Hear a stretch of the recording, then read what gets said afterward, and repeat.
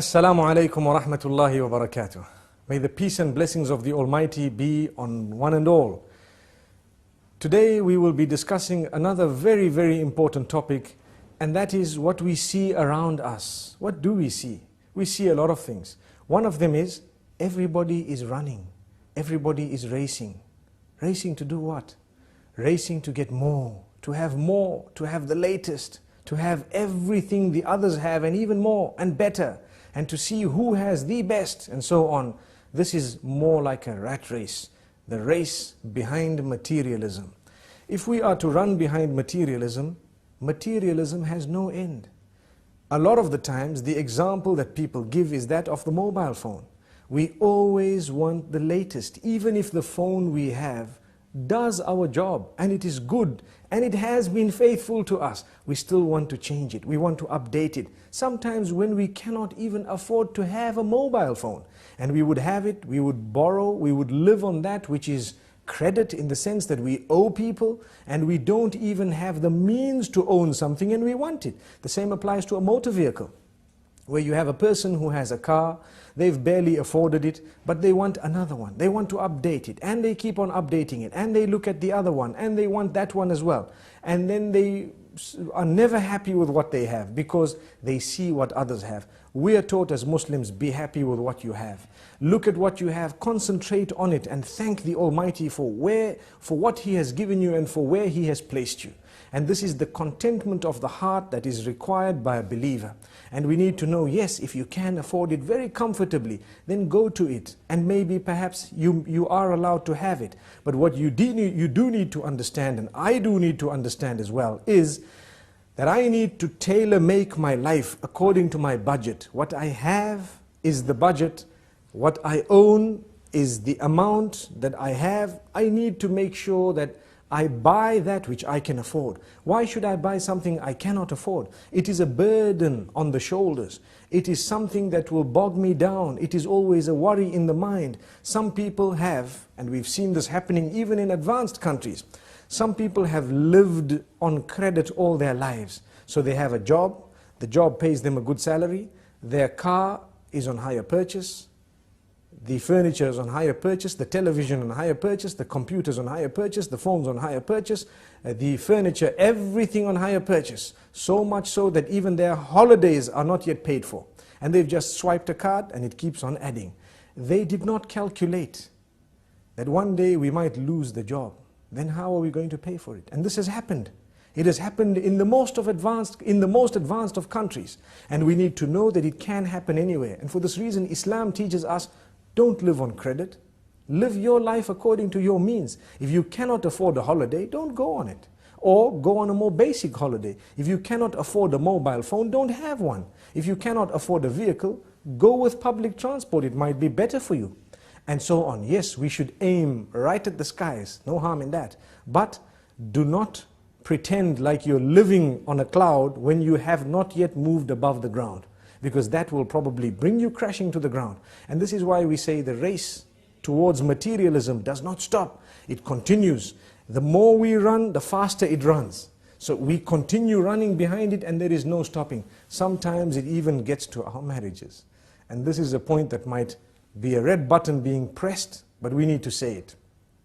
When a person is used to changing everything, every time a new model is out, they want a new car, a new phone, a new watch, a new this, a new house, some people who are weak, it might even seep into their marriages, where they no longer are interested in their own wives. Why? There is a new model out, so to speak. What does that mean? There is someone who wears a different type of clothing, who has a different cut, different likes, and everything is totally different, much younger and so on. We need to be careful. We should never allow this to seep into that department of our lives. And for this reason we say, harness it from the very beginning and you will be calm. You will lead a relaxed life. How many poor people do we have who sleep very well? And on the other hand, how many rich do we have who cannot sleep without a sleeping pill? How ironic. It should have been the other way around. But the reason is, sometimes the more we get, the more we want. And for this reason, the Almighty keeps us sometimes slightly backward, so that we can enjoy our sleep, we can have a happy home. So many people, that when they've got enough money, enough time, enough good health, so to speak, they tend to think of sin, and they'd like to go and spend it in the casinos, on people whom they are not supposed to be spending it upon, spending nights out, engaging in adulterous affairs, and so on, because they've got the time to do that, the wealth to do that, the health to do that. So as a gift of the Almighty, He sometimes keeps us less wealthy so that we don't even go there. He sometimes keeps us less healthy so that we don't have the health to do that. And sometimes He keeps us occupied so we don't have the time to do that. And we lead a happier home, a happier life, a happier family. Our children are always with us on our laps, having the meals with us and so on. Whereas you have sometimes those who have been given a lot, they don't have a meal with their children. Their children are distant. They have a relation with them which is very plastic, or should I say, very cosmetic. We ask the Almighty not to make us from those. Yes, there is an exception. There are those who are wealthy, and they use their wealth in the right direction, and they do not allow that wealth to develop, or should I say, to change in a negative way their character and conduct. Because sometimes what wealth does, it messes a person up. Or, to word it more correctly, as we've always said, wealth does not spoil you, but it gives you the opportunity to show who you always were inside. And I think we've explained this in the past. Like someone working for a boss, and his boss tells him something he doesn't like, he might be very upset, he wants to show it, but because he's not as wealthy, he cannot show it. So he says, yes sir, thank you sir, okay sir. But his heart is bubbling and bursting with all this, want to actually clarify and to answer back. He hasn't done it because of his standing. The minute he gets wealth, the wealth did not spoil him, but it gives him a chance to answer back and say, who do you think you are? If you have, we have as well. And for this reason we say, we need to have the best character and conduct prior to when we've had wealth, whilst we have the wealth, and even after it's gone. And when we remain humble, we won't suffer depression if we suffer a loss. The minute we live a haughty, high life, one thing goes wrong and we're depressed. Why are we depressed? Because we were running behind materialistic items. And we wanted to live a life that was compared to those higher than us, rather than those lower than us. And for this reason we say, it is best for us to look at those lower than us, so that we can appreciate the gifts of the Almighty upon us. Like we always say, if you don't have shoes, look at those without feet. And you will realize, at least I've got my feet, I might not have shoes. And this is just one example. In this way, there are so many examples. The youth out there, definitely the media plays a big role, a very big role, in convincing people to want things that they don't actually need. And this is why we need to distinguish between the wants and the needs. You need something, that is different. But when you want something, can you afford it? Is it necessary?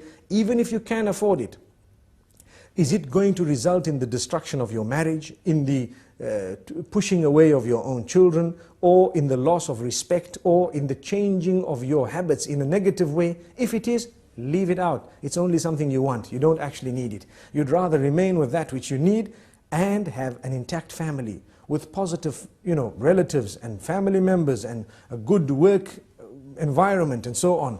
That is much, much better than being a person who has everything, no friends, no family, nothing good in life. And this is why I repeat, and I'd like to end with this, there are many people who have really prayed for lots of wealth, and when that wealth came to them, it actually came to them with more negativity than anything else. They lost their family members, they lost their relatives, they lost their children, and they lost their sleep as well. Sometimes they lose their health as well. Do you know, when you can afford food and you eat a lot of junk food and you eat a very, very unhealthy solely because you can afford it?